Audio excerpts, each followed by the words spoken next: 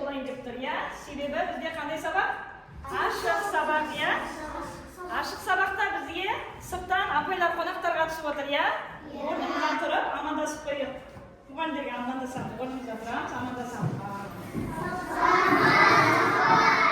Жарайсыздар, отыра қоямыз. Енді оқушылар, бүгін цифрлық әлемге біздер саяхат жасаймыз, дей ма? Бүгін біздер деген сурет салуды және онымен компьютермен жұмыс жасауды үйренеміз, иә? Ендеше оқушылар, көңіл күйіңіз қалай, жақсы ма? Тамаша, жарайсыздар. Ендеше экранға назар аударамыз. Экранда біздерге әртүрлі көңіл күйдегі суреттер жасалынып тұр. Не көрдіңіз ба? Бұл суреттердің артында, балалар, өздеріңізге ұқсас суретті таңдайсыздар да, оның артында топ номер жасалған. Яғни қандай топ номер шығады, сол топ номерге барып отыра қоямыз орнымызға, иә? Келіңіздер, жайдап шығып, мына жерде таңдап орнымызға отырамыз. Кел, бірінші қатардан бастап, иә? Келе қойыңыздар. Басам. Осылай тұр ма? Бас жүрі. Бас ереді, иә? Бас ереді. Екінші топ дейді. Екінші топ дейді. Сен екінші топқа барасың, иә? Келесі, баса ғой. Маған баса ғой. Баса еді. Бірінші топқа отырамыз. Бірінші топ не? Екінші топ ортаға отырасың, иә? Келесі, екінші топ. Екінші топ. Баса еді. Екінші топқа барамыз. Жақсы, жарайсыңдар. Оқушылар, бүгін енді біздер топпен жұмыс жасаймыз, иә? Топта не істейміз? Бір-бірімізді тыңдаймыз. Сосын бір-бірімізді ақылдасамыз бір-бірімізбен, яғни жақсы команда боламыз, иә? Ендеше біздер жаңа сабақтың тақырыбын бастамас бұрын үй тапсырмасын қайталап жіберейік, иә? Біздер алдыңғы сабақта қандай тақырыппен таныстық, балалар? Интернет желісі. Иә, интернет желісіндегі қауіпсіздік ережесімен таныстық, иә? Интернет дегеніміз не, балалар? Кім айтады? Интернет деген не? Интернет деген ол ғаламтор, әлеуметтік желі, иә? Енді мына сұрақтарға жауап береміз, сұрақтарға кім шығады екен, қол көтереміз. Мен шығамын. Келе екен. Сіздерге қауіпті және қауіпсіз жақтарын айту керек екен, иә? Интернеттен қажетті ақпаратты көшіру қауіпті ма, қауіпсіз ба? Қайсысы білеміз? Қауіпсіз. Қауіпсіз. Қажетті ақпарат қауіпсіз, дұрыс айтасың. Ала қойдым. Үстіне басамыз. Басылмамайды. Істей қоясың. Қауіпсіз, жақсы, жарайсың. Отыра қой. Келесі. Ұзақ уақыт компьютермен жұмыс жасау. Қауіпті ма, қауіпсіз ба? Қауіпті. Тамаша, жарайсың. Өзі туралы ақпарат таратпау. Таратпау дейді, тарату емес таратпау. Қайсына жатады? Қауіпті ма, қауіпсіз ба? Ақпарат таратпау керек. Қауіпсіз, иә? Қауіпсізге жатады екен. Отыра қой. Келесі тездетейік оқушылар. Келе қой. Иә, бізде енді қандай жауап қалды? Интернеттегі пайдасыз ақпаратты тарату дейді. Қай жауапты білеміз? Компьютермен қысқа уақыт жұмыс істеу қауіпті ма, қауіпсіз ба? Иә, қысқа уақыт жұмыс істеу қауіпсіз, иә? Себебі біздер көп уақыт не істемеуіміз керек, компьютерде отырмауымыз керек, иә? Келесі. Біз қайсысын білеміз сонда? Компьютермен қысқа уақыт жұмыс істеу қауіпті ма, қауіпсіз ба? Орны жазаспек төлейді, да? Иә, билдей бер, баса бер, баса бер.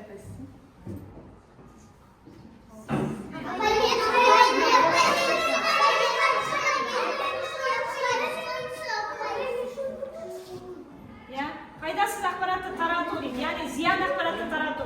Қауіпті әкеле қояды. Жақсы, отыра қояды. Тамаша, жарайсыңдар оқушылар. Сұрақ қоямын, иә? Екі сұрақ қойғым келіп тұр. Яғни компьютерде сурет салуға бола ма, балалар? Иә! Болады екен. Болады ғой сурет салуға. Иә, екінші сұрақ. Компьютерде сурет салуға арналған қандай программаларды білесіңдер? Білетіндеріңіз бар ма? Сурет салуға арналған бағдарлама. Иә. Paint деп аталады, иә? Paint барлығымыз айтамыз. Жақсы, жарайсың, тамаша. Келесің. Ендеше дәптерімізді ашамыз, оқушылар. Бүгінгі сабағымыздың тақырыбы Тукспейт графикалық редактормен танысу. Күнді жазамыз, дәптерді ашамыз, қаламды аламыз. Бүгін 23 ақпан, иә? Санмен жазамыз 23-02. Енді оқушылар, бүгінгі сабағымыздың мақсаты стандартты фигураларды қолданып салу, үстел палитрасындағы негізгі палитрада түсті өзгертіп кескін салу, палитрада фонсын таңдап кескін салу, контурын өзгерту арқылы фигураны салу, фигура түсіп, құйып бояу арқылы өзгертіп салу, яғни біздердің сабағымызда мақсаты осындай екен, Енді оқушылар бүгін жаңа сабақтың тақырыбымен танысамыз. Экранға назар аударып, барлығымыз осы тақырып бойынша мұқият тыңдаймыз, Қазір түсінбей қаласыздар, себебі барлығы тыңдап отырамыз балалар. Компьютерде сурет салуға арналған графикалық редактор. Редактордың терезесімен танысайық. Құралдар тақтасы, түстер палитрасы, жұмыс аймағы, құралдың қасиеттері. Енді редактордың сурет салу құралдарымен танысайық. Редактордағы құралды таңдау үшін тінтуірдің сол жағын шертеміз. Бояу құралы. Оның көмегімен сурет салуға болады.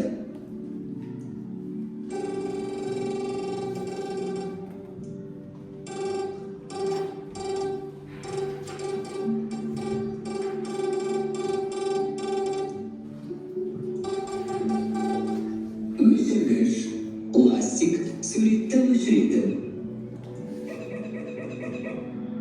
Пішіндер, форми, әртүрлі пішіндер салады.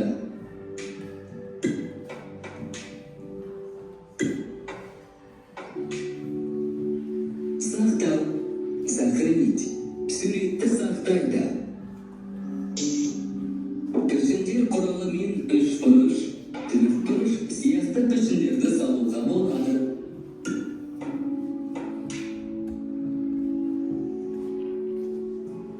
Суретті салуда қате жіберсек, өшіргіш құралын пайдаланамыз.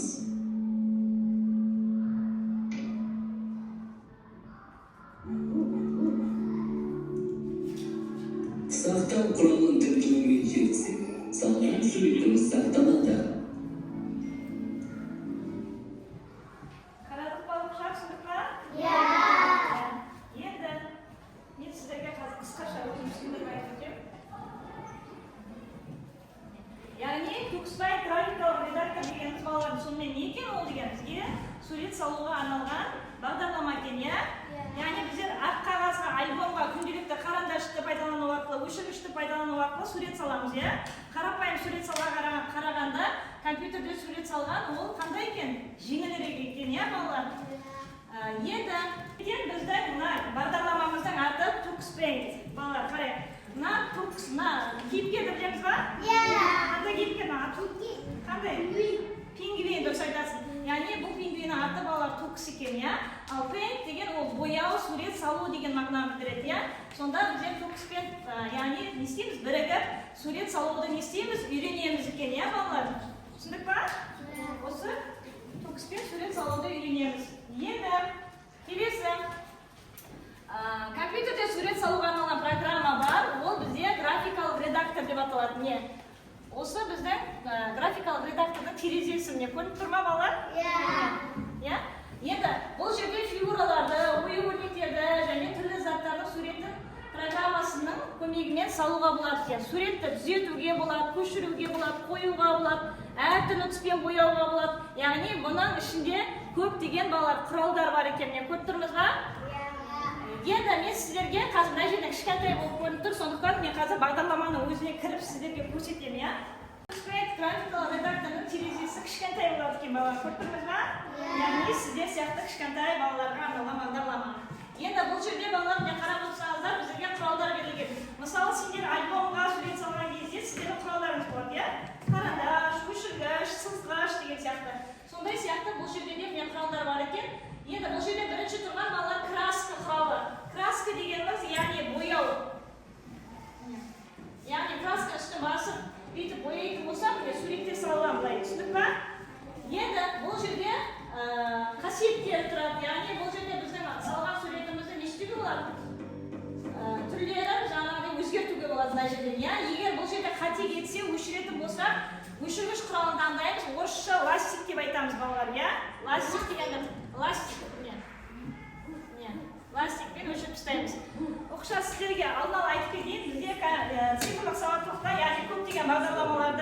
Үш тілде не істейміз? Бағдарламалар үш тілде болады екен, иә? Қазақ тілінде, ағылшын тілінде, немесе орыс тілінде. Енді біздің бұл бағдарламамыз біздерге тек қана қандай тілде беріп тұр? Орыс тілінде беріп тұр. Сондықтан сіздер бұл жерде қазақша атауымен бірге орысша атауларын да меңгерулеріңіз керек, иә? Бірінші тұрған ол яғни краска деді, иә? Бояу. Айтайықшы, краска. Бояу. Екінші штамп дейді. Штамп деген нәрсе, яғни дайын суреттерді балалар қою деген сөз, иә? Штамп дегенді басқан кезде мына жерде біздің тукстың суреті бар, мысалы, туксты мен қоя аламын.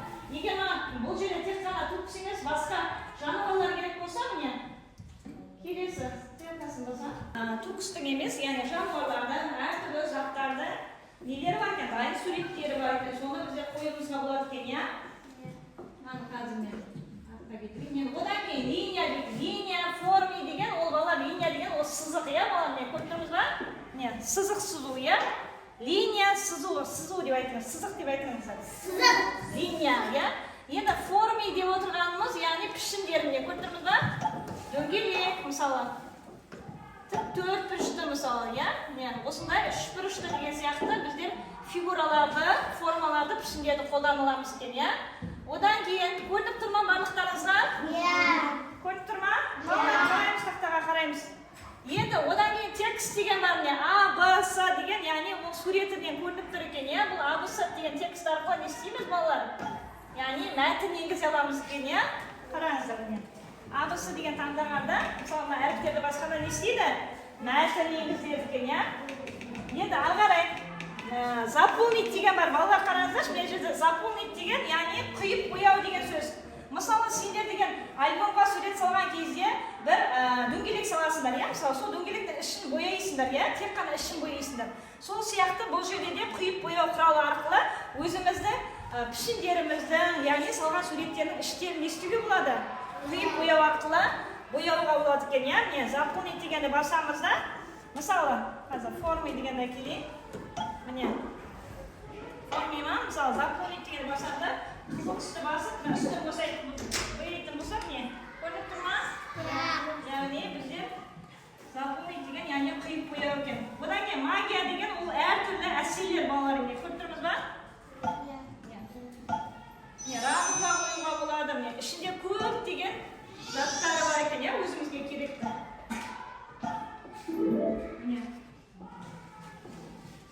Қызықты ма оқушылар? Қызықты, иә?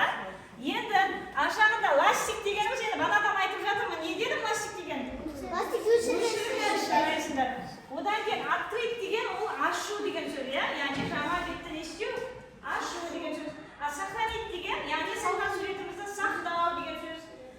Печать деген, яғни шығарып алу, выйти деген ол бұл бағдарламадан шығып кету деген. Мысалы, мен қазір выйти дегенді басам, яғни да, я закончил дейді, яғни мен бітірдім, шығу керек па дейді. Мен шықпаймын дейді, шығу керек болса, мына бірінші тұрғанды басамыз да, сақтаймыз ба, сақтамаймыз ба, соны таңдаймыз да, мысалы, өстіп, істейміз кен, шығып кете аламыз кен, көріп тұрмыз ба? Түсіндік па, балалар? Енді оқушылар, қазір сабақ тақырыбы барлықтарыңызға түсінікті болды ма? Түсінікті болса, онда біздер қазір топ болып жұмыс жасаймыз, иә? Топтық жұмыста бана айтқанымдай не істейміз? Бір-бірімізді тыңдаймыз, бір-бірімізге кедергі жасамаймыз, бір-бірімізбен ақылдасу арқылы не істейміз? Жұмыс жасаймыз. Яғни қай команда жақсы жұмыс жасайды, мен сол команданы смайлик арқылы бағалап отыратын боламын. Жақсы ма? Енді бұл жерде қандай тапсырма? Түсініп тыңдап алыңыздар, балалар.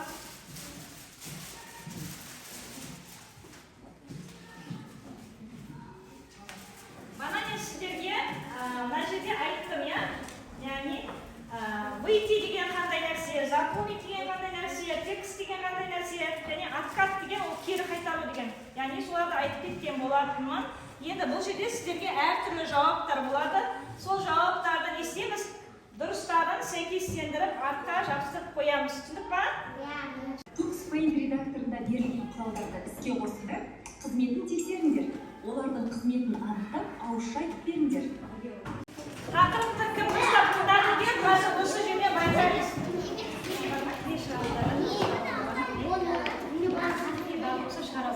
Бірінші, заполнить.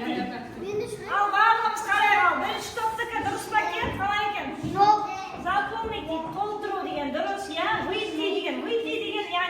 var ya bizde ya. Мәтін, дұрыс, тек қана, бірақ қана қате екен, я?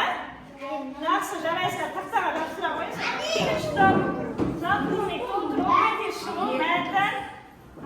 Өте дұрыс екен, жарайсыңдар. Жақсы, барлығы дұрыс екен. Екінші тақтаға жапсырамыз.